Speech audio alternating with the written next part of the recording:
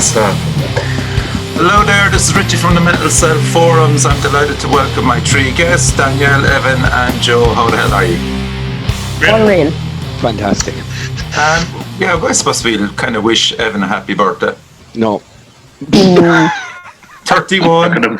It's your birthday. Is it your birthday week? Do you have a birthday week? Man, I didn't even tell people it was my birthday. There was Facebook told us. Facebook told us, yeah. I did fucking nothing special. Like I worked, walked the dog. That was it. You did the hair since last time I saw you. I did what? You did the hair. Did I? Yeah. No, I haven't touched my hair. I just let it grow. You're not. Just looks greasier than usual. That's it. Yeah, it looks greasier. Falls naturally with the grease. Yeah, that's it. Like I did it. How long ago? I don't know. 2 months ago, and then I just don't bother. Like, you got good wear out of it anyway. To be fair, that's it. And I know I can shave my head, and that's grand now. So I might just do a mohawk for a week. I don't know what the fuck I'll do. Did any of you actually watch the Eurovision? I did not know. I watched it in the middle of a field, camping in the infamous camper van that we're always talking about. That we didn't get to go in. Yeah. Watching it off Matty's phone. And you all crowded around. That is class. They absolutely knocked it. That was shite. Did you see the man from the guy from Italy taking a bump of coke? Did you? I saw that. Yeah, like I think even if you don't watch it, you're going to see the memes and everything anyway. Yeah. But literally just before we started, I saw a thing being like he tested that he hadn't taken anything.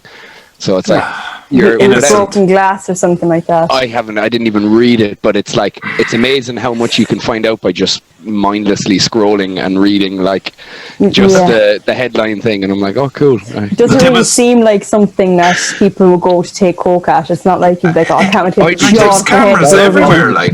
Yeah, I'd be off my tits if I was at that.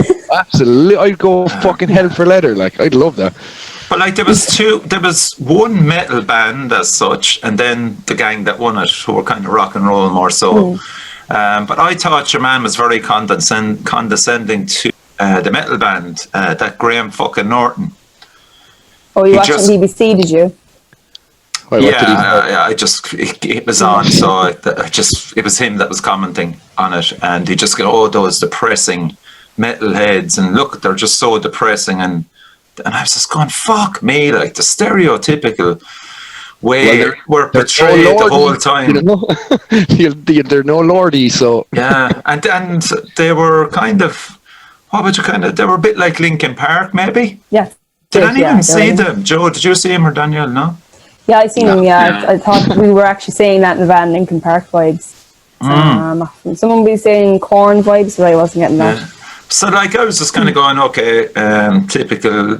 That's the perception of metal. And then I went into work, and then everybody was work going, oh, did you see the metal band that won? And I'm going, lads, they're not metal, they're kind of a rock and roll band, you know. But what about the other crowd? A load of shit, and I'm going, oh my fucking god! Like, and I used to get that shit in school, like, you you go to like, you go to like a family gathering. They're like, "Are you still into that metal? That AC/DC, that hard stuff." God, I used to love Lizzie when I was your age. Now, when your granddad hated that I loved that, like, and I'm like, oh Isn't it mad whenever you think about that? Like, there's so many other ones walking around the country who are like, oh, I love Thin Lizzy. Whenever in the 70s. Yeah. Absolutely. What the fuck happened? Like, what happened to them? But it's just really annoying. It comes to someone like the Eurovision having that view. I don't give a fuck. No, I'm on about going into work and people are roaring at me going, load of shite on the Eurovision, heavy metal. Kick their heads in, like. You'd wonder what those people would be listening to. It'd be a bit of Nathan Carter or something like that, or Daniel O'Donnell, or the hard stuff. Listening to the Christmas album in July, like, it's his best work, like, every year. Yeah. But anyway, I might have my revenge on him yet, because I'm going to kick the head off him. I've been invited onto the Claire Byrne show on Radio 1. Unreal. Whoa. Unreal. Oh. Yeah, to talk about heavy metal. So hopefully I can get in. That'll actually be fairly refreshing now. Do you know what I mean? Yeah. It was kind of called off. Like when this goes out, obviously it'll be over. It'll be over, yeah. But it was postponed 2 or 3 times with just kind of lineup clashes and stuff. So George Hamilton was on the previous show talking about his love for classical music. Yeah. And they found the Metal Cell, her producer found the Metal Cell and asked me to come on, talk about heavy metal and the Metal Cell podcast. So I can't wait for the question. They're like Thin Lizzy will absolutely be mentioned. I'm so sure of it. Like, are you or someone? So I get to play some heavy metal on Radio 1 to 400,000 people. Yeah, scare the shit out of me. Somebody's going to be flicking through the radio stations at that time, and I'll throw on Radio 1 there now. Music. And they're going to what's the agent who presents the Late Late Show? What's the name again? Oh, he played a bit of Gamma Bomb on his radio show about 4 or 5 months ago. So they were talking about sea shanties and stuff like that. You know, that was like a whole thing for a while. There you go. Yeah. Someone messaged in saying, "this band have like an album themed around the sea or whatever." Yeah. And he played about 30 seconds of it and then started talking about how shite it was. And like in classic Ireland way, everyone I knew rang me and were like, "Here, things could be really taken off for you now that you can play it on Tuberty." Like you're like, "Oh, I think we're stopped Tuberty, then the world." Yeah. I think we definitely have to give a shout out to Dave from Today FM. He's been he's someone now like on radio. He's played us loads of times. Just like, again, he's not going to play a full song, but little 30-second clips here and there. But he loves it. Do you know what I mean? Like, he absolutely loves it. So I think any kind of Irish metal band, if you give him an inch, he'll take a mile and be like, "Well, I'm going to play a clip of this," like, you know, and fair play to him. Like, a legend. Yeah. Do you remember when Alan Carr over BBC Radio 1? He was talking about events at the weekend, and he was like, "And there's Bloodstock on this weekend, and one of the acts is 10-ton slug." Oh, yeah. Did he say that? Yeah. The lad shared it. I remember that. Oh my god, I forgot. Oh my 10-ton slug. 10-ton slug. He's not wrong. Did you see in the news there that the Prime Minister of France lost a bet with someone and had to stage a grindcore band, like a gig by Ultra Vomit in his own garden? I wonder if he have to pay them a fee and stuff, and like kind of get them a rider and stuff to come up with his guest. That's fantastic. Because there was a proper stage, proper lights and everything, and he was so awkward. But to be fair to him, like, he seemed like he was like, "Yeah, all right, fair play." Like, and there was like the 2 guys that were with him obviously started moshing. And you could see he kind of got up, being like, "I don't know if I'll join in or what I'll do." Like, you know, I saw that today. Fair play, though. I think like he took that, and I can't speak French, but like he was smiling anyway. So that's the main thing. Yeah, it's just weird. People's perception of metal. It really is. It's just I don't know. Is there any change going to happen in it? I think we're always going to be that. Those people that support this loud fucking people roaring and fucking shouting and antisocial and aggressive music. I think there is like gateway bands that like you'll get lads that wouldn't actually listen to anything heavy. I think something like Linkin Park that would have, you know, they could have like an actual chart hit, and there's a lot of like metal bands that almost have that kind of new pop sound. Seems to be a big thing that they'll, you know, gradually make their way into charts. But I mean, like, if that gets people listening to more things and coming in, all well and good. Like, the whole elitism thing is like, there's not really has the heavy metal scene in Ireland stagnated then, if that's the case? Is there anything coming through that can change any perception? Like, I'm not being smart, like, it's never going to be the mainstream. It's never going to be. No. Honestly, like, I know maybe back in the 80s you might have had a little bit of it, but being mainstream, but I don't really care. Like, who cares? I enjoy it. We enjoy it. The other thing as well is like any kind of like metal is like the number 1 genre for streaming. I remember I read that once. I don't know what year it was, or like ended up being like, you know, heavier tunes are actually the number 1 thing for streaming. I think we consume a lot more than, like, if you're saying chart chart music or whatever. Yeah. Like, they'll listen to that, but we'll buy merch, we'll buy vinyls, we'll buy reissues. I think part of the thing is, though, man, it's that other sorts of music, there's a big outlet for it in other places. Like, if you're into, I know, either Coldplay or fucking dance music, you can hear that on the radio, you know, or hear it whenever you're at a clubs and stuff like that, whereas you don't really get that with rock music. So I suppose it's the same as like any genre. Like metal is kind of the same as jazz or, you know, ska or something like that. Like it exists on the side of the mainstream, but I suppose all those things have had, you know, I suppose it's probably been a while since there was a metal number one in England or Ireland. I mean, like there hasn't been anything of significance for a long, long time, and then that's why I brought it up about the Eurovision. Suddenly there's there's one metal act and there's a rock act, and the rock act win. I must have a sconce at that now, like, because people's perceptions then. Lordy or Lordy. Yeah. But that was like, what was it, Hard Rock Hallelujah? Some crap, you know? But like, it is what it is. Jesus Christ. Like, it goes to show the thing that a lot of people in the mainstream like about metal is the gimmicky side of it, you know? Like, Kiss don't really have any good songs. It's like people like Kiss because of the way they look. And it's the same as Lordy. Like, people are into Lordy because of the outfits and stuff, you know? Yeah, I think when someone that wouldn't listen to metal would think, like, the first thing that they're going to think is something like, you know, black metal, like corpse paint, everything, they will go straight to that kind of extreme, do you know what I mean? Yeah. But like, this is kind of a bit abstract now, but did you see Coronation Street after having a storyline? No. Did you not see it though? I haven't seen Coronation Street since I don't watch Coronation Street now, like. But you read about it. It came up on like Bloodstock page or something like that. Basically, they're doing like a storyline where there's like two metalheads that are main characters, and then they're victims of a hate crime, and it's and do you know Sophie Lancaster? Yeah. You know them? Yeah. So they actually got in contact with her mother and like did the whole storyline, did their research really into it. So they're kind of hoping, the whole idea was that people will be more accepting of people who dress and look alternative. So. Yeah, I think bringing that Sophie Lancaster thing into, just to have it in people's minds, like, you know, like that, fair play to them for kind of even shining a light on that. Like, I don't watch the show or anything, but at the end of the day, I guess that's the kind of thing that, you know, it's not getting ignored what happened. Like, it's not just now a thing within like a heavier community that's the only place people will hear it, when it was an absolute tragedy. Do you know what I mean? That's it. Yeah. Okay, I'm glad we brought it up anyway. Right, let's go on to our music. I gave you 5 tracks, all some different, some not. But anyway, so the first track I'll just give you background on is a band called New Mud.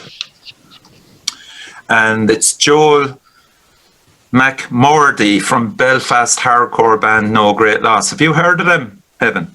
Yeah, I know Joel. Yeah. He was in Sect Hardcore as well. Okay, cool. All right, then that's good. So his latest project, as I said, is under the term New Mud, channeling new metal, screamo, hardcore aesthetics through contemporary electronic methods. The artist's latest work, Void, was made from the idea of making digital doom and metal with 4 cuts of industrial that are as heavily influenced by Deftony synths of the mid-noughties as they are by the hyper-pop generation championed by the late Sophie, whoever they are. They're a band, I presume. I haven't a fucking clue who they are. So the album Void will be released on all streaming platforms on the 28th of May. So we'll have a quick listen to it here and see what you think.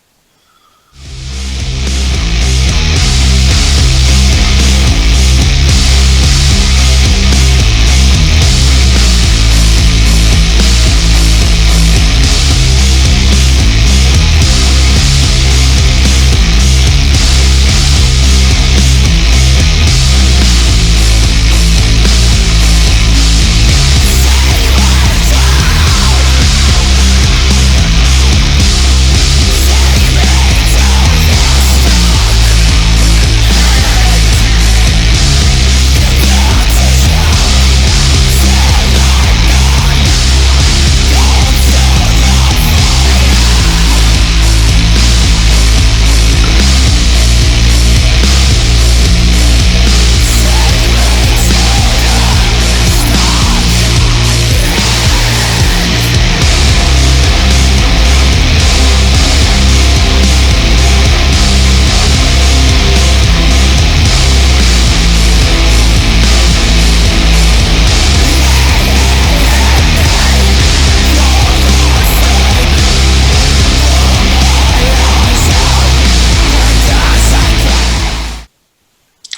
Okay, so the name of the track was L'Appel du Vide.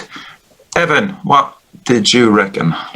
I genuinely love this track, and I'm not like, I know Joel, but at the same time, there's been people in bands that I know that I've said are shit. I think one of my favorite things about this is like it's such a dirty groove, but it's what I love about, like, I love Odd Time, I love all that, but sometimes I feel like some songs are like, it's odd time for the sake of being odd time, and I can't groove with it. Whereas this, I think the first riff is in like 5, but there's still such a groove to it, like such a filthy groove, and that straight away to me really appeals to me. I know this is the first time that Joel has done vocals as well, ever. I think he had someone that was going to do it, but for some reason that didn't work out, and he ended up just doing vocals, and I think they're fucking class. Really, I'm getting Ministry vibes as well off it, and a few other there is that kind of industrial thing, which a lot of time I wouldn't really be into, but I think it's just done in such a filthy way, like that. And you can tell that Joel is a bassist mainly because it is very bass and grit. I think that's why I liked it a lot, actually. Yeah. Danielle? Yeah, I'm the same as Evan. I really enjoyed it. I don't think there's a lot of people doing this type of thing in Ireland at the moment. It's kind of unique. And it'd be interesting because it's one man. Will he be able to do it live? Will that work? I was waiting for someone. Will it work live? Will it work live? It'll be like an octopus. You'll have to have someone here. I think if it's done properly, it will be absolutely visually. If they visually get it right on stage, it'll be fascinating. But I think the songs to do live would actually be fairly simple. Like even just with a 4-piece band, like you could, like, it's doable. Do you know what I mean? Okay. Jesus. Anything else, Danielle? No, I think it's. I definitely want to hear more. I think you said that it's released 28th of May. Is it? Yeah. Yeah, I'll be checking that out anyway. It's an EP, as far as I know. Yeah, New Mud is an interesting name. Yeah. The name is different as well. Yeah, it's almost onomatopoeia because that's actually what it sounds like in a way. Do you know, New Mud, it's so dirty, and there is like maybe even a new metal kind of vibe to it. It's kind of new metal industrial kind of vibe, but it's also not like trying. It doesn't sound like old new metal. Weird thing to say, but it doesn't. It doesn't sound like it's just bringing up the same stuff that we've heard before. It sounds fresh, which is great. New metal. New metal. Again, from Northern Ireland, the Belfast scene. Jesus Christ! Some scene up there. Yeah, they're nailing it. Gonna have to move up there. Yeah. Constantly. So Joe's after fucking gone for a break. Joe's gone for a snooze. Last time I saw him, he was sucking on a can. I saw him disappear there, and I was like, sure, look, the audio part will be fine. Yeah. And you're like, anything else said yet? And I was like, I'll just try and fill in for Joe. I can tell you now, though, we should say what we think Joe would think of this. What would his... I have a feeling that's why he left. Yeah, I don't... I'm sure this should be up Joel's street. Yeah, thank God for the power of editing, like. Yeah. He'd flick the hair and go, I really liked it. Yeah. No, I don't know about this one. I like parts of it. He's great. Yeah. I really liked it. Oh, Jesus, how do we get him back now? He's coming there. Oh, James Byrne. Dave Edson coming. I was, second you said it, I was like, I'm never going to be able to say that. Like, sorry about that, guys. Put your hand down. We were thinking it was like, that's your review. Yeah. The bloody internet down here is horrendous. Oh, perfect. Yeah, ideal. So you gave someone a kick in, Joe, and now the hamster's running again. Yep, yeah. Exactly. Okay, so Joe, what did you think of New Mud? I thought whenever I heard it, I was like, immediately, Evan will like this. Drums were very Evanish. And you know what, the vocals actually made me think of, that FX tune, I Want Your Soul, or whatever it is. I want your... Is it blood? Oh, I don't know. So, yeah. But yeah, no, so I thought that was cool. I always kind of find it weird, this sort of thing, because I nearly feel as if sometimes, vocals like this, I don't know, does that just limit it to people who like those kind of vocals, or do other people find that kind of thing off-putting? If you're getting into a band who, I suppose it's not insanely heavy, it is quite groovy, like. Yeah. It's interesting. I think, if you're into the likes of Ministry, you will enjoy this and probably expect vocals like that, See, I'm not really into Ministry at all, but I just thought the actual vocals themselves suited the music. I wouldn't... Yeah. You might, like, as in what? Do you think they sound kind of like almost black metal-y, or... Joe, is it? I would say, yeah, well, like, they definitely sound very sort of extreme. I think it sounds a wee bit more extreme than the music. The music in some places sounded, I could nearly even hear some bits of Royal Blood and stuff with the kind of slow riffs in it, Yeah. So, but yeah, like, it wouldn't be my cup of tea at all, but I thought it was definitely very heavy and very groovy and bassy. Yeah. As we were saying, from Belfast again, I wonder who was behind producing that, actually, because they really captured it well. Man. It wouldn't surprise me. Yeah, I think he did it all, because it's like drums are all programmed and stuff, but I mean, like, I'm not even going to bother bringing that up anymore, because you got burned there with what was it called? Strangers with Guns. The drummer actually did that, did he? Yeah, he did. Yeah. But it's like he messaged on the YouTube thing, and I was like, "Oh, yeah, cool, sound program." But like, it's a fucking great track, so it doesn't really matter. Exactly. Yeah. Okay, so the next band are Minning. Okay. It's something to do with water. Meniscus. I thought it was a sports injury. Biscuits. Oh yeah, your meniscus. Meniscus. Oh yeah, you miss. Isn't a meniscus like to do with water and like the bend in reflection water, something? Anyway, I can't remember what it is. Sounds better than a sports injury. Yeah. Let me know in the comments. And the track is called This Game. So they're a 3-piece metal band from Waterford. They're on a break at the moment. So they recorded 8 songs on a self-titled, self-recorded album, which are written by Bill Stewart, who also arranged and produced the entire thing. So they said before the pandemic rudely intervened, Meniscus were busy building up a reputation for themselves as a hard-ass trio through a series of thundering gigs at Sal's Bar in their native city of Waterford.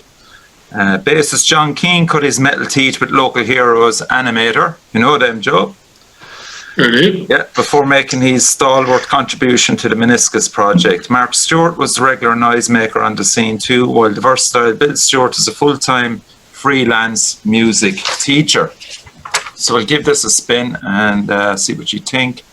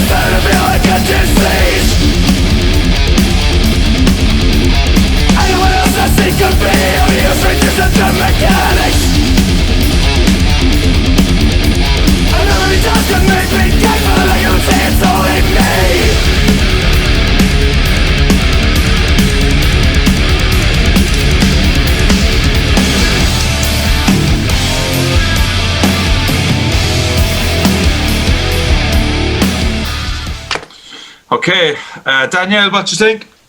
Yeah, I enjoyed that now. Again, anything new metal, I'll generally kind of enjoy. Thought one of the riffs was very Cowboys from Hell. Yeah. See, could hear Korn influences there, and I liked how he kind of contrasted his vocals. So you kind of had the aggression, and then it changed, and I wasn't expecting it to change. So yeah, for a 3-piece, it's pretty impressive. So thumbs up. I heard Static X and Helmet, would you believe? Fucking love Helmet. Running through that as well. I absolutely loved it. I thought it was just fucking killer. Great groove to it. Yeah, it's really promising. Ev? Yeah, I actually really, really like this. I got a very Sepultura, and there's parts later on that are very Alice in Chains, and that definitely got me. So it was it's almost like kind of Sepultura Gojira in parts, like that part that we just heard there with the vocal feel like reminded me of Gojira, and Alice in Chains as well. They seem very proficient at their instrument as well, and for a 3-piece now, this I can't wait to see live. It's there live, and there is footage of them playing it around 4 or 5 years ago, would you believe? Yeah, because trying to play guitar and sing that, vocals are great, guitar is great, production's great as well. Production, yeah, it's great. I really, really, really enjoyed that. Now it's 6.5 minutes or something like that as well. Yeah. And there is a lot of changes in it. They're not just doing a verse chorus kind of thing. So I only realized how long it was kind of when it was finished. It didn't feel that length at all. Okay, Joe? Yeah, definitely you can hear the Pantera and Alice in Chains. I'm not usually a fan of bands who change the kind of vocal approach, but it did, as you were saying, Danielle, it worked really well. The idea of having a kind of aggressive voice in the verse and then a more Lane Staley type harmonized voice in the chorus. Really cool, interesting guitar sound as well. Usually people try and kind of shine away from that sort of thing, but I thought it was really interesting. And same as you said, Evan, this was for sure the standout track for me this month, and I didn't notice the 7 minutes go by at all. Yeah. There's some of our other nameless bands this month. You can definitely notice every second ticking by. Let's go and find them, Joe. Let's see if you'll be as critical. Okay, so the next track up is Koskra, and the track is called Plagues of Note. Or could be Note, I don't know, Note. No. Yeah. So Koskra is an old Irish word describing the result of a battle ending in Invictus Records. John is on guitars, Kieran's on guitars, Carl is on drums, and Hick is on bass. Oh, heck yeah. So shout out to Hick. And they said on a one-day session in August 2020, Koskra recorded a pre-production demo in preparation for the debut album and returned with a result so hideous that it would have been too merciful not to release it as a selected duo on 7-inch. So see what you think and let me know. It is an interesting track, to put it mildly.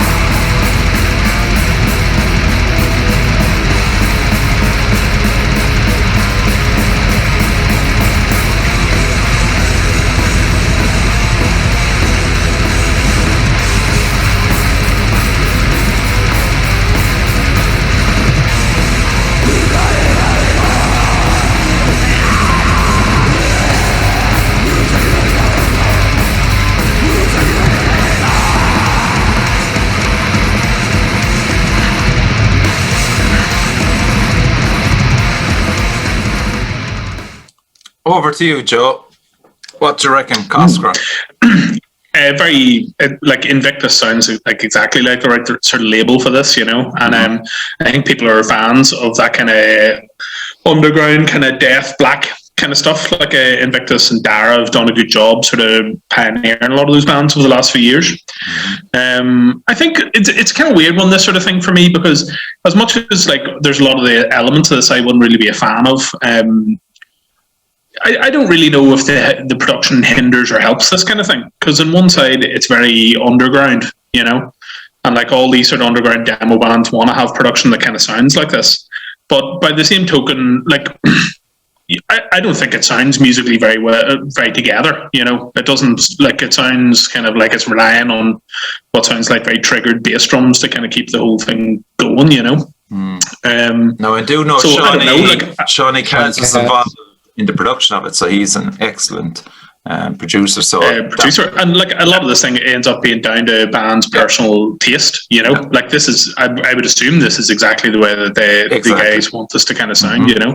So like I wouldn't shit on it. I'm really glad that this kind of stuff is still coming out of Ireland, because in Europe, Ireland's got a really good name for kind of making this kind of stuff. But like there's a very big difference between this kind of production and like Altars of Madness, or things where the clarity makes it easier for people who might be into thrash or other sorts of like hardcore and stuff like that to get into the band. This is very just like kind of wall of noise for me. Yeah.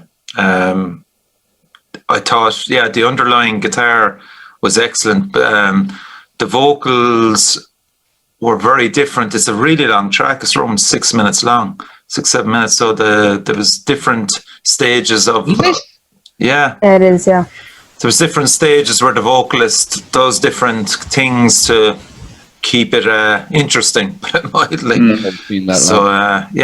Danielle? I generally like Costa. I think they're quite good. I love their name. I actually think I've seen them a few times and I've really enjoyed them. This particular track, it wouldn't be my cup of tea, but like it's a bit wild and everything like that. But I think that's what they were, as Joe said, that's what they were going for.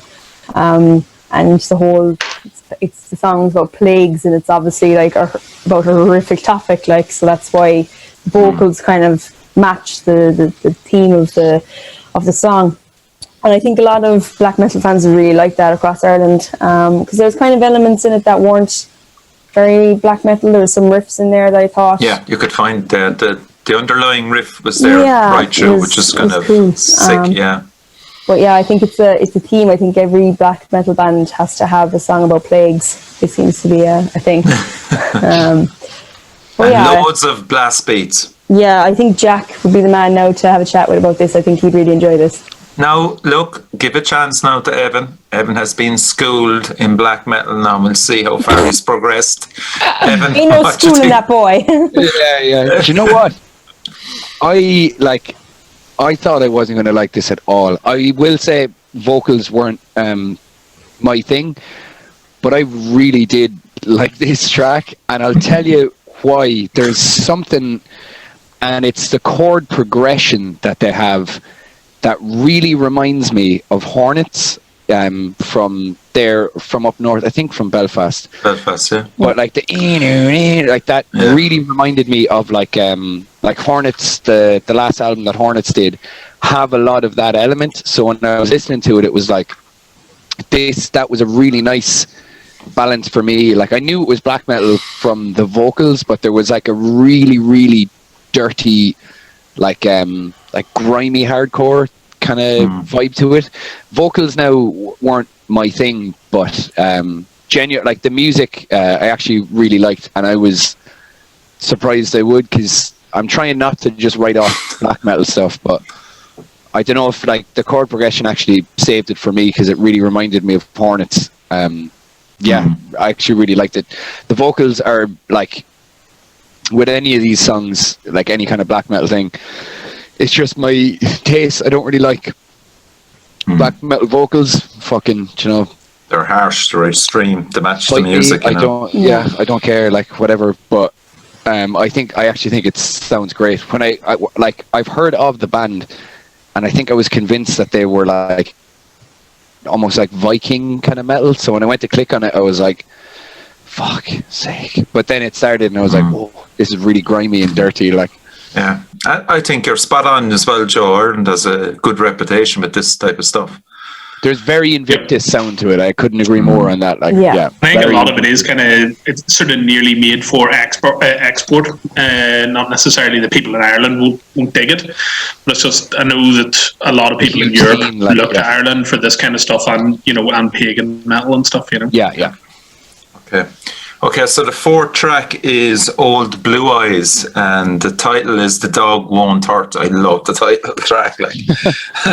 So this is Ian Minnie O'Callaghan, Miss Rockers, Terriers, and Death Punk 4-piece Horse. And Ian just said about the track, I just picked 3 songs that I thought would fit into one release, and so I just decided I'd put a date in it and bang it out before I lost interest, and they fell away into a hole in my computer. You need to put a date on it sometimes. Now, I actually fully agree with that. Yeah. I fully agree with that. Have you met him before a few times, have you? Yeah. Like I wouldn't know him very well now, but I've met him at gigs and things. Yeah. Okay, we'll give it a listen. And again.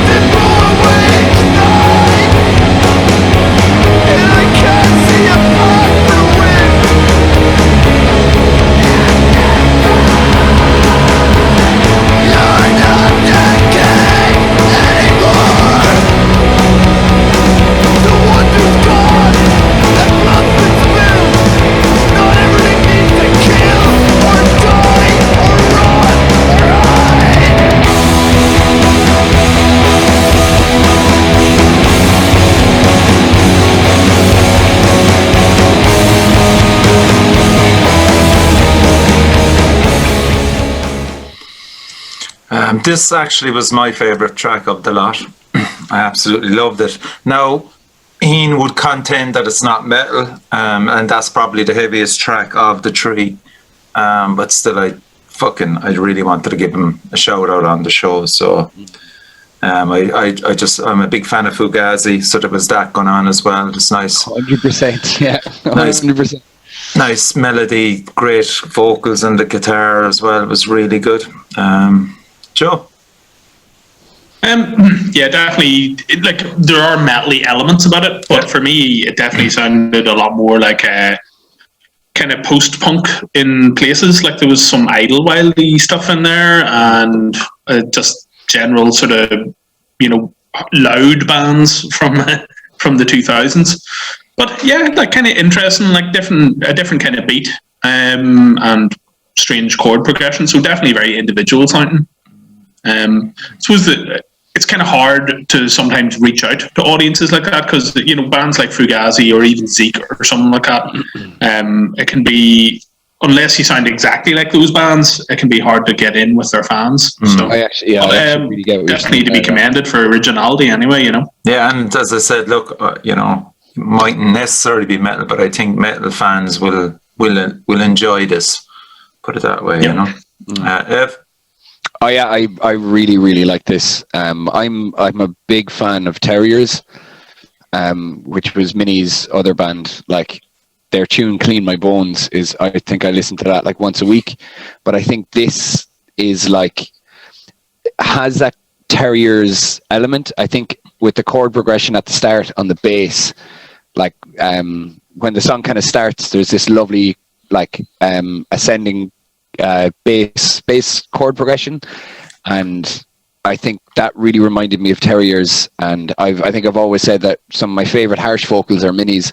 Like, some of the stuff he's done with Horse is so vicious, but I'm really looking forward to hearing the rest of this now. I saw the pictures that he did with that are in the, is it the Echoes? I can't remember. Yeah, it was on the Echo, yeah. Mike McGrath. But it's from what I know, Minnie, it's the most like him thing that I've fucking seen, where it's like, you know, take the music seriously, but don't take yourself, like sitting on I think he's like sitting like in a woods, just like this kind of thing. And I'm like, just adds to the music for me. But I really, really, really like this. I hope he does this live, like fucking hell. Oh yeah, man, that song. No, yeah. He probably wouldn't have me, but I'd fucking, without a doubt, jump in. I'd play drums on that now if he'd have me. I love it. Like live solicitation on air.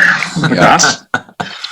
Fat cash, man. I love big. I may as well throw my name in the ring for Megadeth since we're doing that at the same time. Hey. Well, he might be listening. Like, do you know. Probably the first question he would ask is, "Do you have a Zoom account?" He'd be like, "No, I don't." No, Richie does though. Thank God. Oh God. Danielle, did you enjoy it? Yeah, it's definitely original. It wouldn't be something that I'd listen to, but it'd be interesting to see who you put him live with. Do you know, what bill would you put him on with? That's a good point, actually. Yeah. But I could see that song getting a crowd going all right, and people getting into it and swaying to it, kind of thing. But yeah, be interesting to see who would work well with. As I said, it's the heaviest track of 3. It's he did it all himself as well, didn't he? He did the whole. Oh yeah.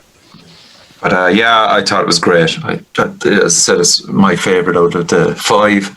Okay, we'll move on to the last track, which is Requiem from Switzerland, and it's called Mind Rape. I want to give a big shout out to Ralph Garcia, who many of you might know or might not know as one of Con's main man with Monolith. So Ralph, probably a lot of bands that were playing Monolith would have met Ralph. Ralph would have been organising the stage setup and stuff, and he's a member of Requiem. They're going for 25 years, would you believe? Fucking hell. Yeah, they're a constant, reliable underground death metal force. Their new and 8th album, Collapse into Chaos, follows their very own way of fierce blast beat induced and unapologetic old school death metal. Even though they usually never spend time saying or praising personal thoughts about their own music, Requiem states this time, "We're all very pleased with the outcome. Be prepared for a brutal surprise, for we definitely consider this album our current pinnacle in the band's history. As always, no compromises were made, no trends, no bullshit." Okay, let's see if they can back up their words with this. Mind Rape. It's called Mind Rape. Lovely. Oh crap.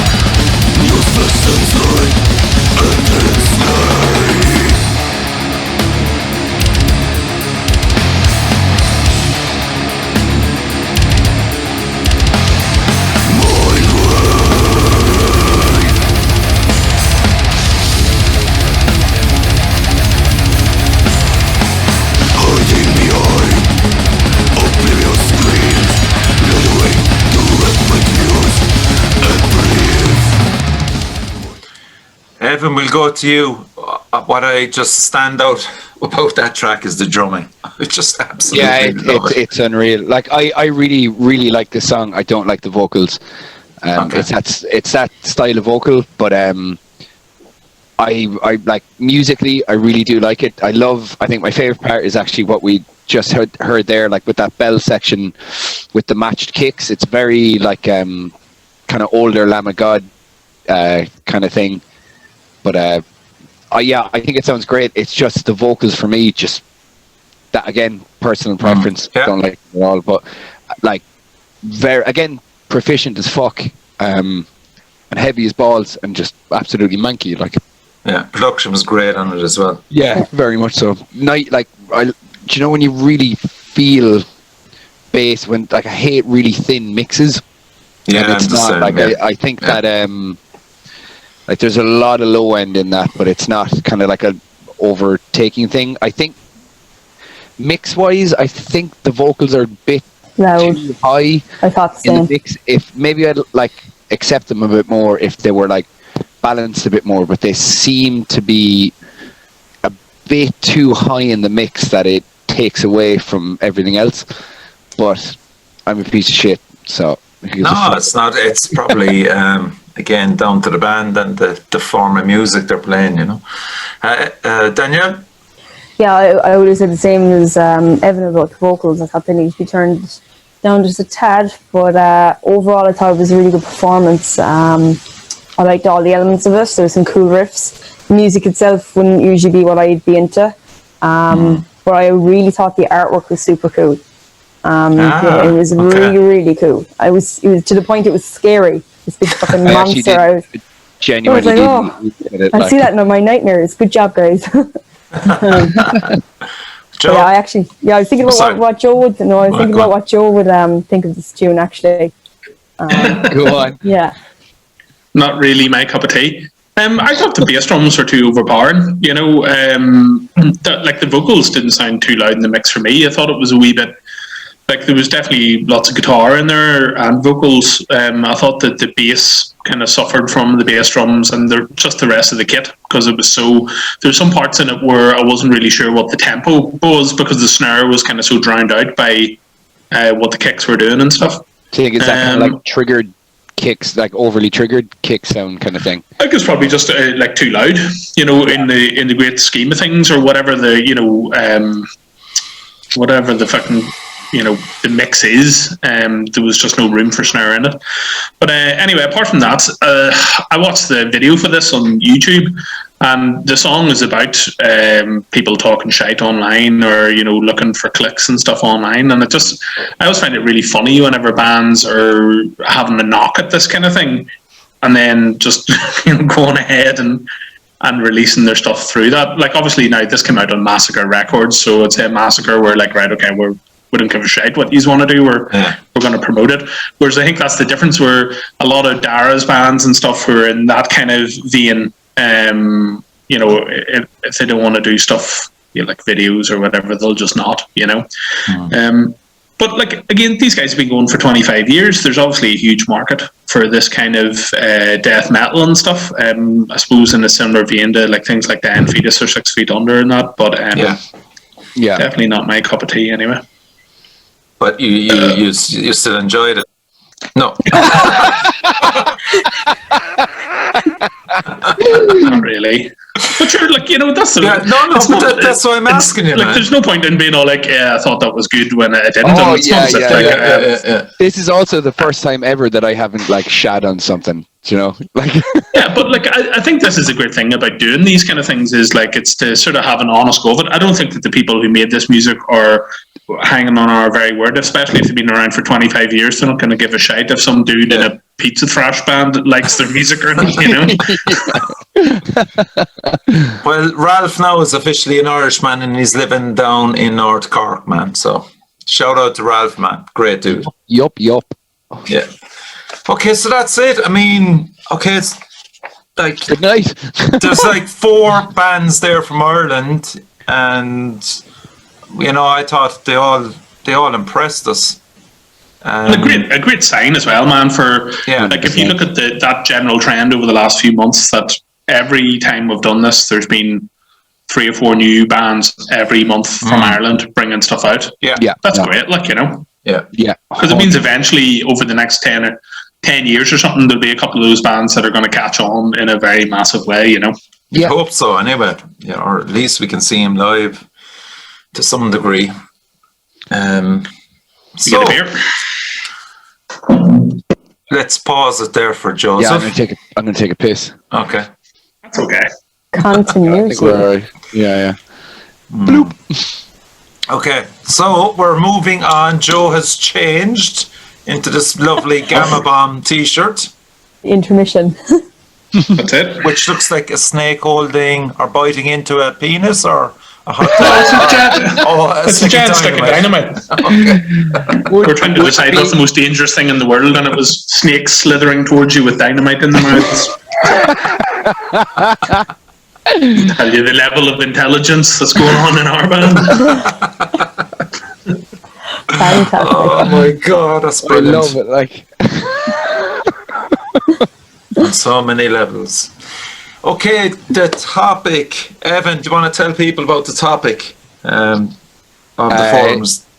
so this week, we're going to talk about bands, like older bands that have kind of, I wouldn't say disappeared, but like back in the day, kind of like almost a where are they now? What's the fucking crack kind of thing? What bands from years ago do you remember? This, I feel like, will be a 7-parter. But we were only supposed to pick one each, Evan. Do you not remember? yeah, I didn't. But sure, look, here we go. Yeah, it kind of just, it spawned from me acknowledging the past.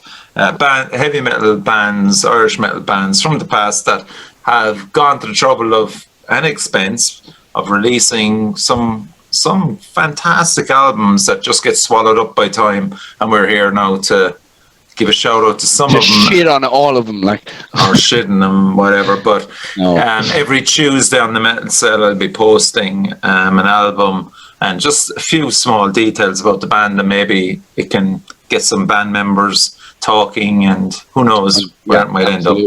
Yeah, absolutely. Okay, so what have you got for us, man? Well, the first one that I'm going to go with is Mike Got Spiked. Ah, class. Okay. Yeah. fun. Yeah, They're Local kicking boy, it, you see. know. Mike Got Spiked, being a man from Kilkenny, their album KV Empter was, and like that album, you can find it on SoundCloud now, and it's phenomenal. They used to play Kilkenny, and those gigs were crazy good, like so good. I think that was like. Is that Ben's band? No. Who are This, they? Who are they? Who's in it? I'm trying to remember. There's Colin was in the band. Can't remember all their names, but Okay. I would have known him from years ago now. But basically, What kind of music? honestly, man, it's like ska. Some things are like metal. Some things are like they're really, for an Irish band. Like there has been nobody that sounds like them since. And if anyone wants to put someone onto me that isn't shit that sounds like them, please do. But they had such a unique sound. Like, I believe kind of this, like I've had this conversation with people for so long. I feel like what happened to them was they were around during, like, you know, had MySpace down to a fucking T, okay? And then they went over to the States and were like constantly touring. Oh, okay. Constantly touring. Like, I think their drummer still lives over there now, and I believe the singer is he still there, or is he in somewhere else? But two of them are over there, and it was like they had MySpace down to a T, but they were a band that I feel like didn't utilize Facebook when it came out, because Facebook was so new and everything. And like even trying to find them on Facebook and stuff now, there's not much, and MySpace is gone. Yeah. But like What period of time, Ev? I think like maybe 2003. I feel like the album came out, and then they went over to the States. They toured for a few years. Maybe like 2009 they broke up. I'm actually not entirely sure. That's fine. Yeah. We can. People will come into the show and leave comments on it. 100%. Hopefully, And I really feel like there's going to be a lot of people that will just like all of a sudden be like, I haven't thought of Mike Got Spiked in years. And if you search Mike Got Spiked, like KV Empter, into Google, like, or have SoundCloud after, you'll find the full album there. It still stands up for me. Like, even it's not I'm not listening to it with like rose tinted glasses kind of thing. It really, really is fucking sick. And what format did it? Can you remember when it came out? Was it on CD, tape, or a physical copy? No? Yeah, physical copy on Okay. CD. And I remember the cover was like a mannequin. I think I have it. It's back in my parents' house now. Okay. But that band were like, whenever they came to Kilkenny was massive deal, and they were for all ages gigs as well. So it's kind of showing you like how long ago it was, because there is none. It was before. I think it was like before even really the blast beat thing. I'm not sure they did much blast beat thing, but it was Gig Smart. I think that they had a lot of backing from, and bands like September Sun, another one of my favorite bands of all time that no one seems to remember. I think actually the singer in September Sun is your man from All Twins. Do you remember them? No. Yeah, well, I'll go on for fucking hours about this stuff. Like, but So Mike Got Spiked, where do you think where are they from? Any of the members from? they're from Dublin, yeah. Oh, they're Dublin bands, okay. They also did... They're easy enough to track down then. Oh, yeah, no, like, as in, you know, even Facebook friends or whatever I'd have. And it does come up every so often. I believe they released one song for a friend in the States not too long ago, within the last year, who died, and they wrote like this song about him. But it was almost like a cowboy song. Like this, the thing with Mike Got Spiked is there was no... It's a great name, actually, tomorrow. Yeah, it's brilliant. But what I loved about them, it was like this, the newest song they have is like a campfire cowboy song kind of thing. But it's not... Had they kind of a Magna Pina vibe about them? Or were they heavier? They would be heavier, but they'd also be softer. Do you know, they have a song, like, you know, at that time, the 7th song on the album was acoustic, but they had a song called Whiskey for Me Tay. And I still fucking sing that to myself. They're so fucking good. Lyrically, like the actual harsh vocals as well are phenomenal.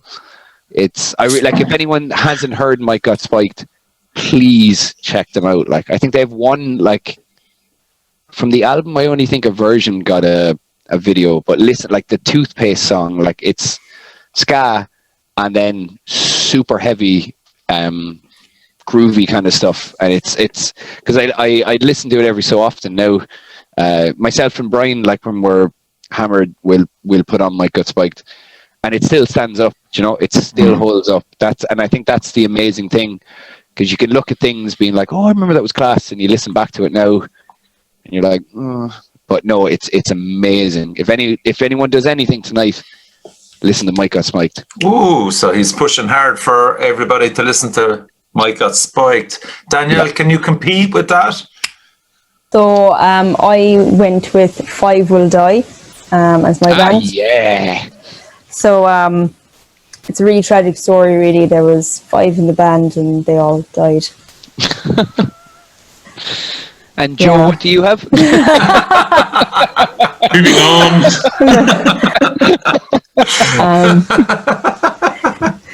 That's Howard's old band. Yeah. So basically, the reason I picked them was they played at the first Siege I was ever at, and I actually bought. They were the first Irish band I ever bought merch for. So I have their CDs at home when I was a kid.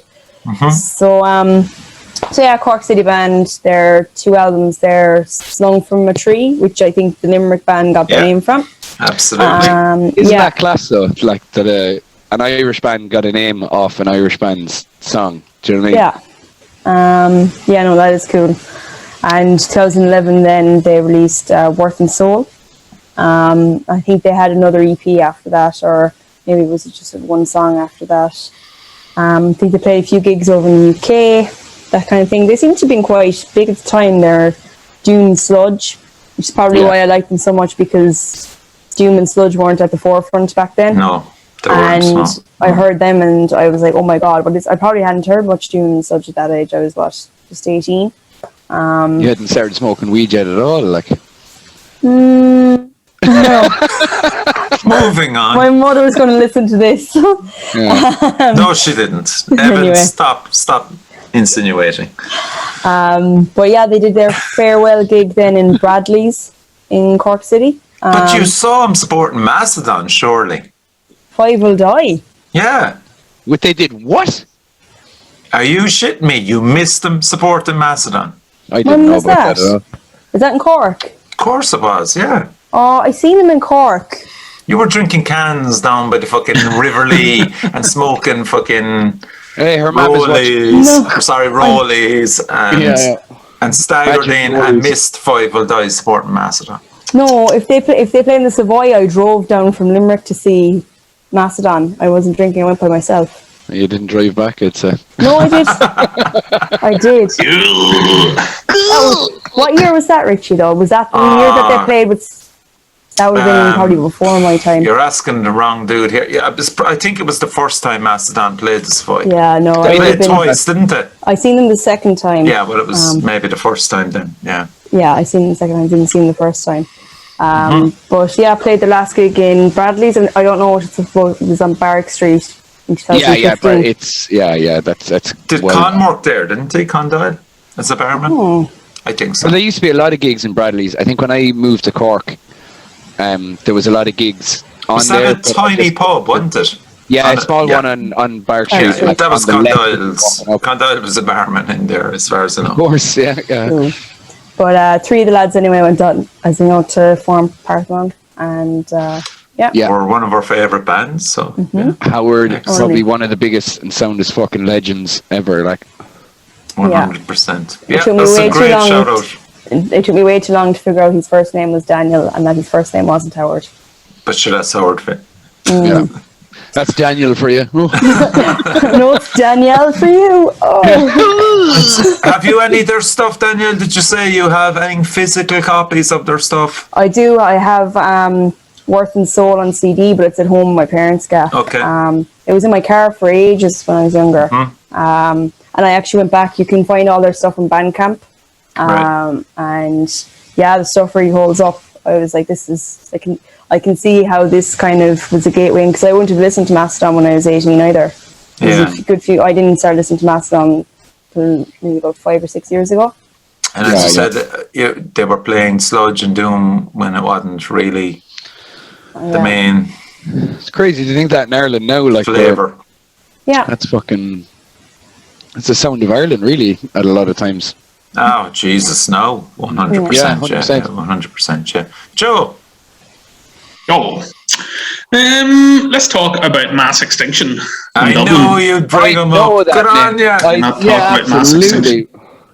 Another band that I'm pretty sure used to play Kilkenny every so like it's like Yeah, I actually never listened, but I can see Mass Extinction on posters. You can see the unique logo. font, like, the font. it's like pointy, isn't it? Like of course, all thrash bands' logos have to be Oh, pointy 100%, with yeah. broken pointy bits pointing inwards and etc. yeah. But they were great. So like they were a thrash band from Dublin from like 2002 until about 2009 or 10. And they were just like obviously they weren't reinventing the wheel, but they were really they're like another Irish thrash band from about 20 years before that called Moral Crusade, who were really popular in Dublin. They brought out an album, and it was kind of similar to Mass Extinction, sort of violence type thrash, you know. So it wasn't overly Metallica-ified, and that was the big thing when we were growing up, was that most of the bands that you heard of were, you know, either imitations of current Metallica, i.e. Reload and that kind of thing, or you know, 80s Metallica and stuff. So it was really amazing finding those guys. And Gambom had been about for about 4 or 5 years and only playing with punk bands. So we used to play with like GBH or like, you know, etc., the Dead Boys, whoever was coming through town. And Mass Extinction were the first thrash band we ever played with. So there were. How many was in the band, Joe? There was 5 of them. So Tom was the singer, who was great, and like again, like he sang for death metal bands and stuff, but he was just one of those really cool, aggressive. And you know, the weird thing about him was his stage persona was like a really aggro Dublin guy. You know, like I'm sure you've seen Cold War. Do you remember what they were kind of like? There was a lot of that vibe, right? Bennu now is his thing. I can't remember his name. Tattoos. Yeah, exactly. Yeah. But So yeah, like but like Sensor. Tom was a very Sorry, unassuming sensor. guy. That's it. Yeah. Unassuming guy off stage. He was very softly spoken and stuff, and that's where we actually got our bass player. Our bass player. I'm the bass player. That's where I was actually born. I'm Actually not fell out. editing that out, Joseph. Yeah, not at all. No fucking way. It's rare. We get But a slip up. yeah, our drummer Paul, the bass player in Mass Extinction, was his brother, so that's how we got him into the band. But they, as you were saying, Ev, like they were one of the first bands around that era, the same kind of time as Cyclefly and some other bands like that. Yeah. Who could go around to satellite towns around Ireland and pull decent crowds. Like I remember playing with them in Sligo and stuff in 2005, and like there would be hundreds of people there. Yeah, absolutely. Jesus Christ. I mean, what about physical releases, Joe? Yeah, so they did 2 demos. They did one called Dublin Bay Area Thrash, and then they did another one a couple of years later. But yeah, like again, the weird thing is, I'm sure Evan and Danielle, you would probably say the same thing.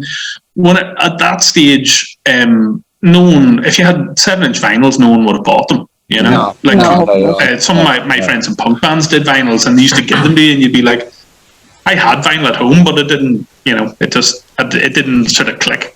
So it was all just CDs, CDRs, that kind of thing. Yeah, like, CDs, absolutely. That's the heyday. It's the same with Mike Got Spike, like the heyday of everyone releases like CDs, which people still do like, but they are definitely it seemed like a big deal. CDs, and I'm amazed that as a Dublin band, they actually didn't progress to release an EP or something. Like, Jesus, like...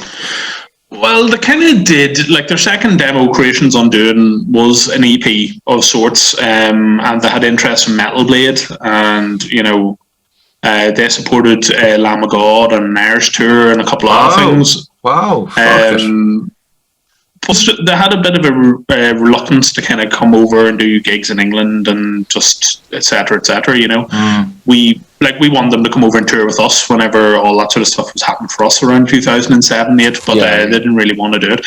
And you know what? At the end of the day, all these things come down to life circumstances. I'm sure one of them had a kid, or there was some reason why they couldn't just f off. And that was why Metal Blade passed on them, like because Alan was repping for Metal Blade at the time, Alan from Primordial. And they said basically that the band weren't active enough, you know. The label wanted a band who were willing to go out and, you know, do leg work on their own and stuff. Yeah. And at the time, like they were a much better band than Gambon. You know, they were really together musically and would have appealed to a big broader fan base. But the reason why we kind of, you know, went to make a couple albums and stuff and they didn't was just because they were hanging about. But again, just an amazing band, and I'm still mates with the guys in them, and every so often they'll say, yeah, we wrote a new song last month called Chainsaw Bayonet. It's about having a chainsaw with a load of bayonets on it, and you're like, okay. Perfect, so, yeah. Fingers crossed. I might be getting mixed up here, but did the guitarist in that band have dreadlocks? No. No, that was John. Was it not from Slave Zero? No, you're John. No, I know John had him as well. I think I'm getting mixed up with. He's in Thoughts of Ruin. I thought he was because I think did Thoughts of Ruin play with Mass Extinction a few times? They probably did. Probably did. Yeah. Back in the golden days of the Voodoo Lounge, like when the Voodoo Lounge used to have like a pizza place in the front of it. And you're the best place I've ever been to. Fuck yeah, Richie. Jesus. What's your suggestion then, Richie? Hit us with I remember U2. They were class. This is what 50 fucking years get you, and you turn fucking 31, like. Yeah, fair play to me. I look good. I went with a thrash metal band from Cork called Judgment. Silence. Nobody knows of them. No. So Judgment were formed in around 1987. I encountered them when they were supporting Acid Rain in Cork and Sir Henry's. So Steve was on bass, Anthony was on guitar, Colin was on guitar, and Aidan was on drums. Again, they weren't too far away from the likes of a Trophy, Violence, that side of things. They played all over Ireland, really.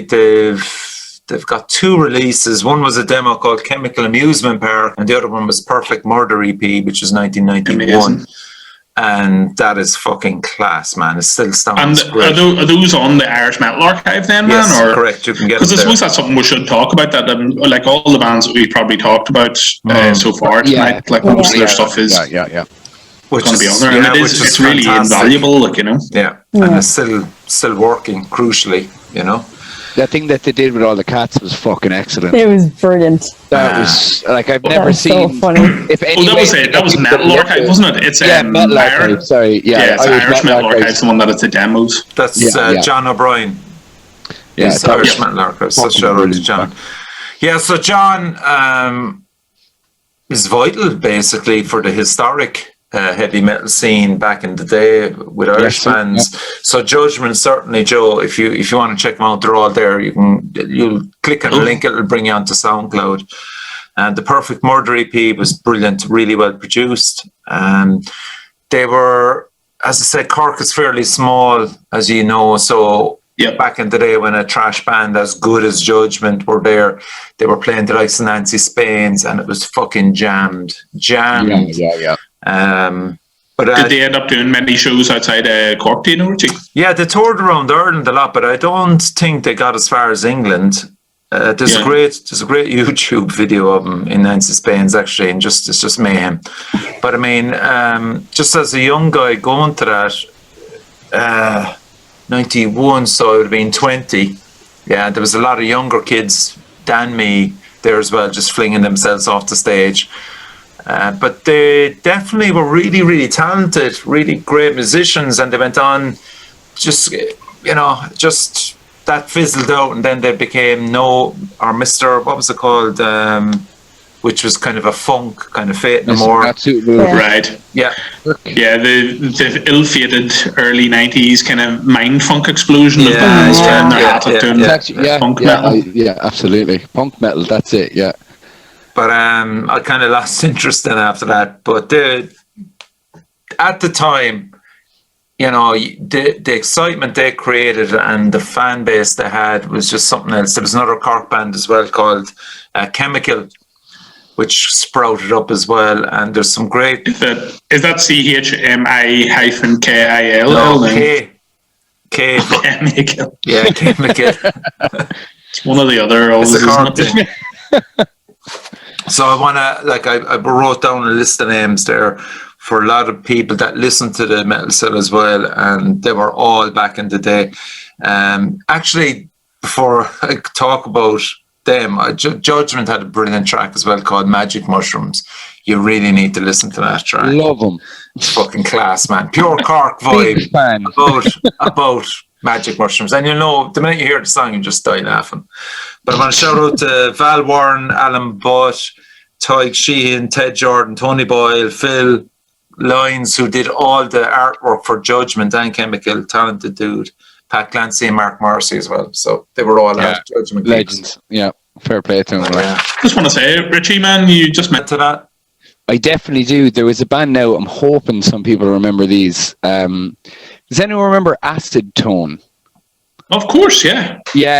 Acid Funny, Tone. they were on my list of bands to talk about. Oh, there we go. Because Acid Tone were like if you like Rage Against the Machine, there you go. But the thing was, these guys were kids.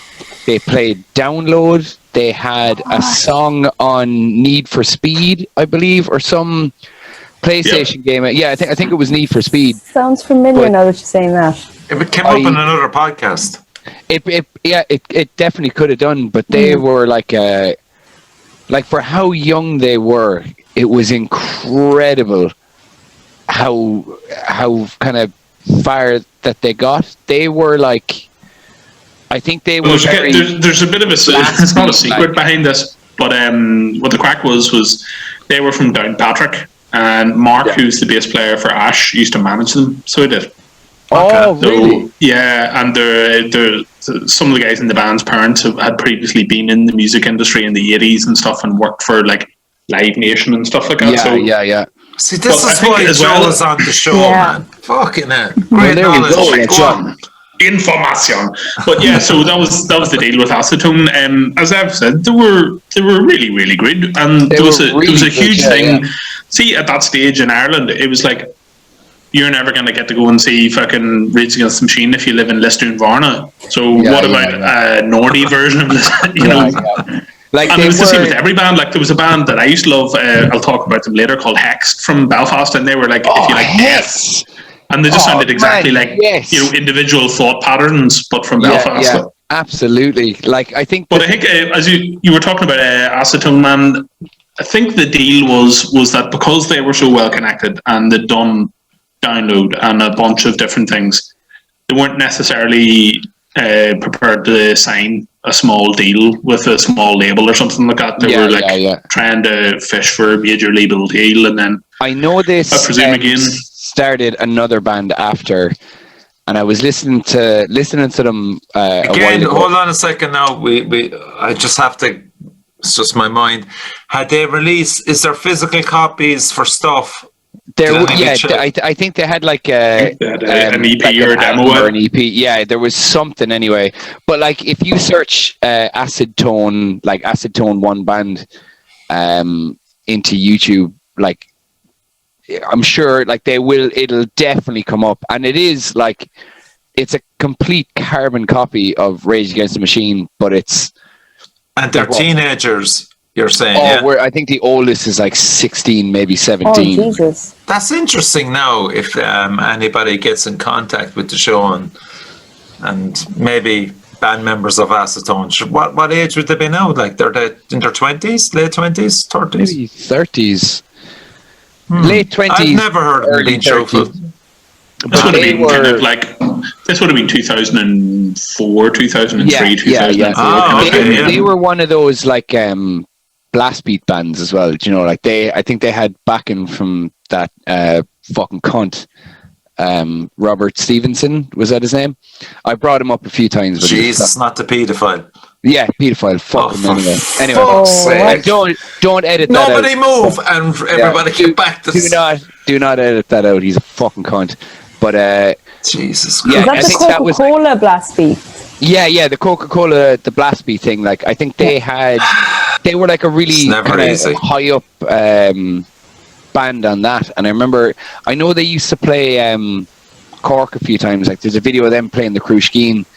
That was before I ever got to Cork now. But what was the breakdown of the band? Was it a 4-piece, 5-piece, or what? Can you I'm not entirely sure why. I seem to remember it was bass, drums, guitar, and vocal. Okay. Like Rage. Pretty much band, exactly like Rage, you know. And like stylistically, it was like rapping and exact stuff. vocals as well, like exact vocals. So what's the thing you'd say about that kind of thing is, like, again, talking about, you know, Mass Extinction, a band who had gone and done satellite towns around the country and cities. You know, Acetone, like they played in the place across the town from us here many, many times, you know, and they'd obviously so they must have been going to every single place in the country, you know, and really, really beating the drum. So as much as like we kind of think back on some of these bands, you know, like, God, how did they not make it? I think a lot of these bands probably were putting in like 50 weeks of work a year on going absolutely. for it, you know. But I mean, like, I guess it comes down to like your level of what you think success is, because I feel like if you're not even allowed to drink and you have a song on Need for Speed, like there's lads now that like will never get that. Do you know what I mean? Like they played Download. I believe there's like an interview with them, like not a video one now, but of them talking about it just being like, yeah, like their parents have to come over with them for all the gigs. You know, they need parental guidance, and they're doing things that same way, man. Like this is the crazy thing. Same way as like God Alone at the very start, where like, you know, I believe when they played Mammoth Fest, I believe there was one of their parents or something anyway. But like I know a lot of their parents are really into music anyway. Like they're you know lads in Crow Black Chicken and stuff. But you know, it's crazy to think that like if you're on that level that early, like the fact, like what I don't know if they're playing with anyone else now. How did they disappear then? You know, that's the thing. There's another band that came out of that, and I can't remember, but I know there's a video. They have a music video, and it's them. The singer is wearing like a sleeveless, what are they called? Fucking Best. Yeah, Stephen Stop, and I think there's a girl that he's like singing at or something. I can't remember, but it wasn't exactly like Rage, but he does a little bit of Rage vocals and then some heavier vocals. But And that's the front man with Acetone, and that's the other band I he think, was on. to be honest, I think it was like most of Acetone just decided to do this other thing. Well, it probably is, man. It's, whenever you're 16 or whatever, very young like that, you can have someone who's your best friend and you hang about with for a few years, and then just the older you get, kind of things can change, and it's sort of, a lot of bands end up breaking up. It's not because, lack of success or lack of opportunities. It can just be because they're not mates anymore, or like the thrill of doing whatever it is they're doing is not enough to make them, I couldn't agree more. Like that definitely does happen. I don't know what happened. I can't remember the name of the new band, but it won't be hard to find. But I don't remember. I remember a small bit of the newer version of the band, but there wasn't really, from what I know anyway, there wasn't much like of a push, and then it just seemed to disappear. I don't know if any of them are playing in bands. I don't know if what they're doing, but they were so fucking talented. And did they play Kilkenny? My new song, yeah. I don't remember them playing Kilkenny now, to be honest. When did you see him or hear him? I think an old band that I was playing was doing one of those, like, do you remember the all ages things, the blast beat things, where there'd be like 3 stages in Radio City in Dublin? Is that even still? I don't think that's even going. Just by the bus station or train station or something. But like, you used to have like 3 stages, band, like literally a one day, like almost festival, and there'd be so many bands. But I'd seen them, like like old bands that I was in when I was a kid would play those kind of things regularly, and they used to always kind of headline, so you'd just be like looking at them being like, how do I get here? How the fuck am I not able to do? Because it's one thing, I think, when you're a kid and you see like someone older than you, you're like, oh yeah, well of course I'll get there. But then you're seeing lads that are like the same age, maybe younger. Well, no, I'd say maybe at the time they were like a year or 2 older than me. I'm not entirely sure what the timeline is, but you're kind of looking at it just being like, I have no excuse. Do you know what I mean? Like, if they're doing this, why the fuck can't I be doing this kind of thing? So, Richie, anything else? What have you got in your crypt of I want to hear about Hex. They've Hex? Is it Hex or Tex? Hex. Yeah, tell me about Hex. Yeah. So Hex were just like, they were like a band from Belfast in the late 90s, early 2000s. Death metal band who were extremely death-ish to our young ears and stuff. And again, it was one of those things that, like, whenever you were very young, going to see bands like that in the Rosetta, same kind of thing as Ev was saying, like at All Dares or, whatever kind of.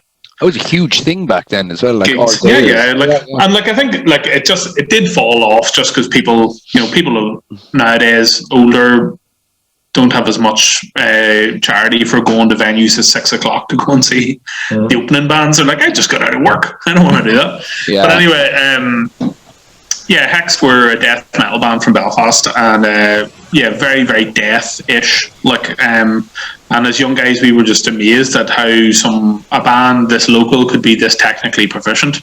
Okay. Were they 4-piece, 5-piece, 3-piece? Yeah, they were 4-piece. So they were. So their lead singer and lead guitar player, Kieran Tracy, was the guy who ran Metal Ireland, and so he was on the first 2 or 3 demos that they did, and then they made 1 or 2 after he left and kind of slowed down, and then sort of, I don't even know if they're officially broken up, but I suppose if a demo band doesn't have a release out in 8 years, they are kind of. You're gonna like, it's okay to presume something. Like, does anyone remember? Well, one of my favorite bands of all time is another fucking Belfast Norrie band, Two Glass Eyes. Yeah, you were plugging them. I was thinking, were you taking the piss out of us when I was talking to Wayne and no, man, Joe, because you kept going, Two Glass Eyes. Yeah, I kept, 2 Glass Eyes. They were so fucking good. Oh my god! And they recorded an album, and it never came out. I remember Michael, the guitarist, he didn't want to send me the full album, but he sent me like, I think it was like 4, maybe 5 tracks of it. Unbelievable, as in like the amount of times that I'm like, I want to start a band that sounds exactly like, I want to rip them the fuck off. They're so good. Like kind of, it's like Curb Dog if they had heavier sections and cool. Like listen to, like, just search Two Glass Eyes band. They actually had, I remember there was like things of them kind of maybe coming back. They were supposed to support Black Peaks, and I remember I think their original drummer was kind of going to come back, Mark Easton, who's amazing drummer. But what kind of music? Was it kind of hardcore? No, it was like alternative, but like heavier alternative. Like I think that like Northern Scene have this lovely, like really heavy riffs, but like a really kicking chorus. Like I feel like Therapy and stuff. Yeah. Like I feel like people from Belfast, like there's a band Foreign Wolf as well. Mick, class, yeah. Fucking great band. Yeah. But that you know that kind of vocal thing where it's like they have. It's that Irish thing where like Irish people have a natural lilt to voices, but I think up north there's definitely some extra thing that there is. Yeah, you look at Ash. I think part of it. I think that's what a part of it is, man. Is that a lot of bands looked up to bands like Therapy and Ash when they were growing up. Yeah.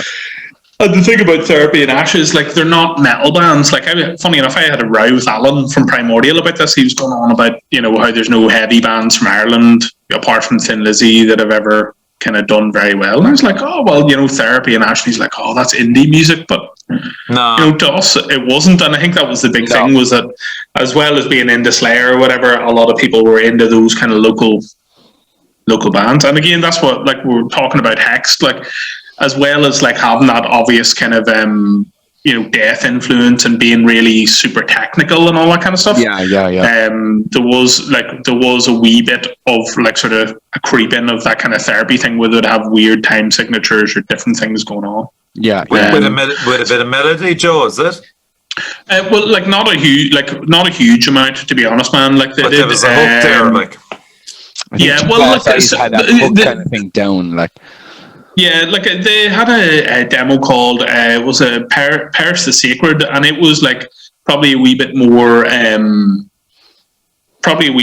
kind of like accessible and death metal-y. And then they did another one called Transgressions, something like that, and it was a lot more kind of, well, there was a bit more opus and stuff in it as well. So, and that would have been 2003, 2004. Was that around when Deliverance came out? Does anybody know? Deliverance. So, and like I think that was a big thing in, you know, in metal, in terms of bands being influenced either by Metallica or whoever, to stuff like, you know, Deliverance coming out and bands being like, holy shit, like, you know, because I don't know if you guys would agree, but like for a long time it seemed that was the crack in Ireland, was like, if, you know, especially in the 80s and 90s, it was like, here's Ireland's answer to X, you know, instead of like, here's a really individual band. And Danielle, you'd probably agree with this, that like a lot of the stuff you hear now isn't as easily, you couldn't just say, oh, this sounds like X or Y. A lot of the new bands now are certainly like,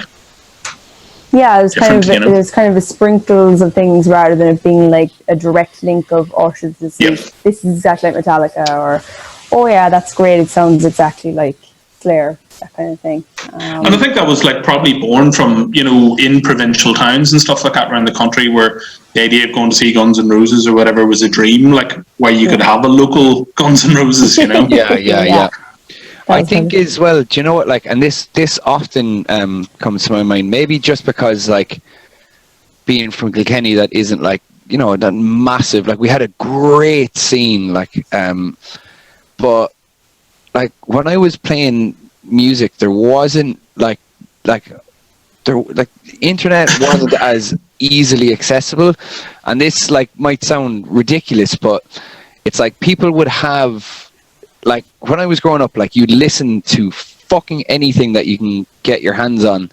And I feel back then people were a little bit more lenient on being like having such a mixed genre in their songs, specifically because it was like you didn't have the internet where you can like, okay, I only want to do this, and then send 500 kind of songs that sound exactly like what you want to do, where it's like there was so many different bands that you're just like, there's this and this, and you're naturally going to start taking from other influences. That I think there was a lot of bands, and I will say Kilkenny specifically, because like there was just no one gave a fuck.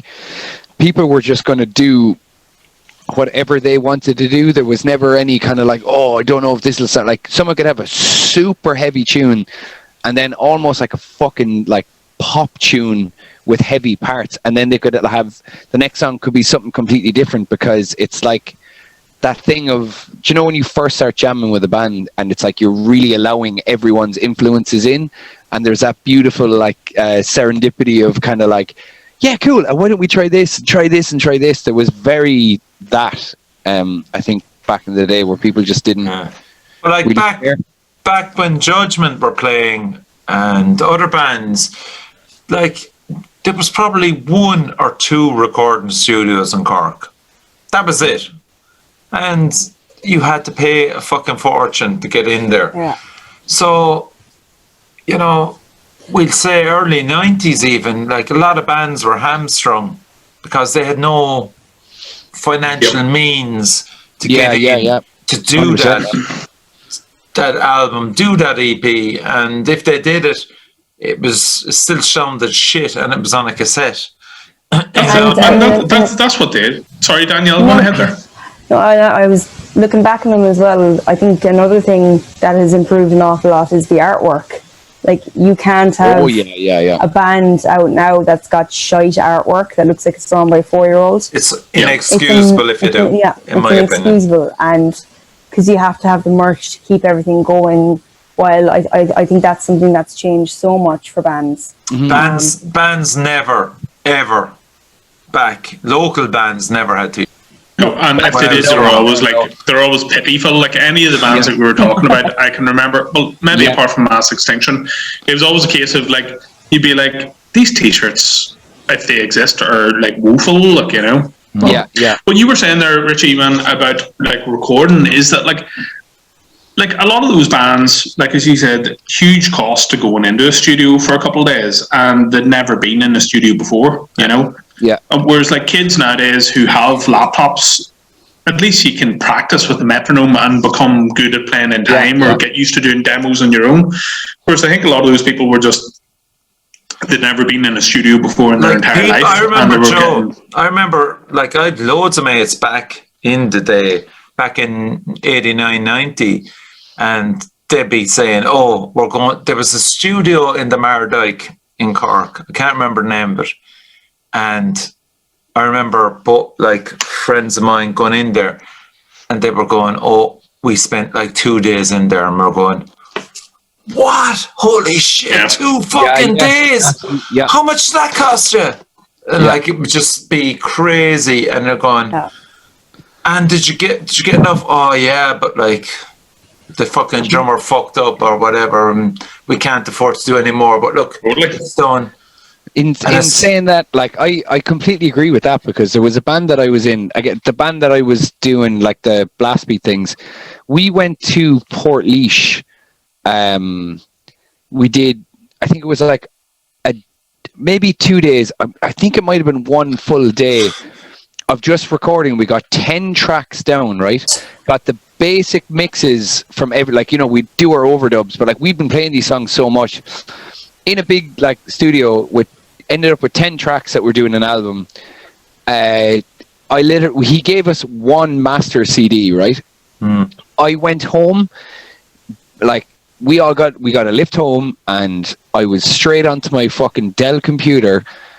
I ripped the CD onto my computer and then got like just loads of blank CDs all in the one day, just put those on, and then we printed off cover things for it, and then trying to stick it down. And I had like on my own like this fucking assembly line of getting like, putting into like shitty kind of things, just being like, yeah, the most DIY thing that you can do. There's no real mix on it. There's no real anything. Some songs, But 2 days was just pure extravagance, like. Oh, sure, where the fuck was I going to sleep? I was like 15. Like, I'm like, oh, yeah, Port Leash, I'll sleep. But we were there from like 10 o'clock in the morning to like 10 o'clock at night, and then ended up getting a lift home with a friend. Do you know what I mean? Not knowing what the fuck we're doing, but straight away then I'd be up at 1 o'clock in the morning just doing it. Like, I'd have a stack of CDs here that aren't ripped, and it would gradually like go to the ripped ones that'd be like this. And like then we just fucking hand them out, being like, there you go. There's an album. There you go. This is what we sound like. And it was just like like we listened to so much different types of music that it's all just everything in one. But we're like, yeah, there you go. Just fucking hand them out. We had no interest like in not even making money. We just wanted people to hear us. Do you know what I mean? And a lot of those bands as well, Joe, you don't understand, man. They were like the easiest and the cost efficient way of getting to the fans back then were cassettes, because everybody had Walkmans. Yeah.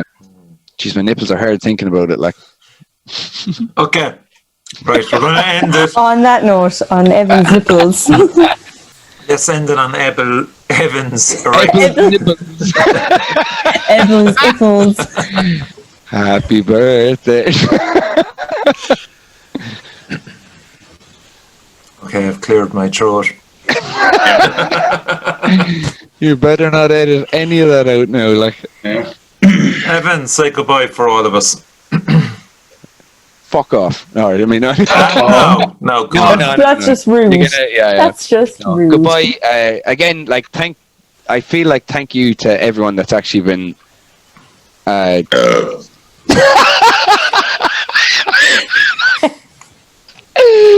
Love it. But thank you, like, straight away, thank you to everyone. Like, there's been a crazy amount of support for this podcast. Are you talking about your birthday? Sorry. No. You're just all like, a lot of people support me. Another great year of Evan activities. Like. Yeah. Thanks a million for everyone remembering that I'm alive. Like, unbelievable. But no, like, for the support on the podcast, like, when they come out, it's always nice to get messages with like someone like either message you like, yeah, I totally agree with that, or be like, no, you're wrong. I'm like, I love that, because it's like, okay, well, that's an hour 40 minutes into it, I presume. So it's like no one messages me, because you probably, everyone just agrees with you. Like, I'm just fucking, I love arguing. Like, I love how we just asked Evan to say goodbye for everybody, and he thanks everyone and goes into his spiel. No, that's what I mean. Like, thanks for watching. Yeah. So you've been listening to the Metal Cell forums. Please hit subscribe. And thanks to Joe, Danielle, and Evan for again a wonderful episode. Cheers, everybody. Adios. Bye. Great stuff.